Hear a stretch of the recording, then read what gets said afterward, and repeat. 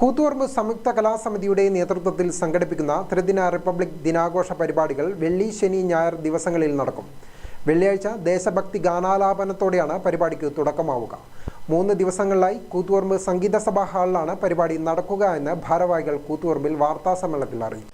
കൂത്തുപറമ്പിലെ പ്രധാനപ്പെട്ട കലാസംഘടനകളായ CKG theatres, Nalanda cultural centre, Thyagaraja institute of music, Malayala Kalanilayam, കലാദർപ്പണ, കലാഗുരുകുലം, Amrita Kalakshetra, theatre kitchen, Koothuparamba സംഗീത സഭ എന്നീ സംഘടനകൾ ഒത്തുചേർന്നാണ് ഇപ്രാവശ്യത്തെ റിപ്പബ്ലിക് ദിനാഘോഷം ആചരിക്കുന്നത്.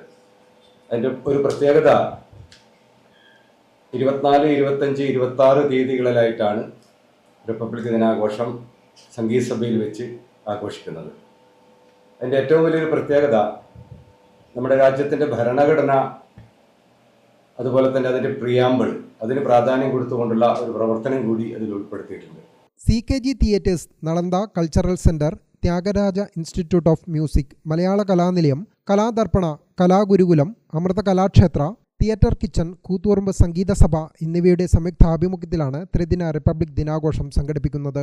പരിപാടിയുടെ ഭാഗമായി 3 ദിവസങ്ങളിലായി മോഹിനിയാട്ടം, കഥകളി, മുഖാമുഖം പരിപാടി, ഭരതനാട്യം, കർണാട്ടിക് വോക്കൽ, അനുമോദനം, ഹിന്ദുസ്ഥാനി വോക്കൽ, സന്തൂർ കച്ചേരി എന്നിവ അരങ്ങേറുമെന്ന് ഭാരവാഹികൾ കൂത്തുപറമ്പിൽ വാർത്താസമ്മേളനത്തിൽ അറിയിച്ചു.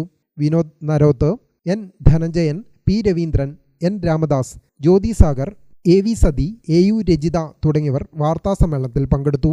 ഗ്രാമിക ന്യൂസ്, കൂത്തുപറമ്പ്.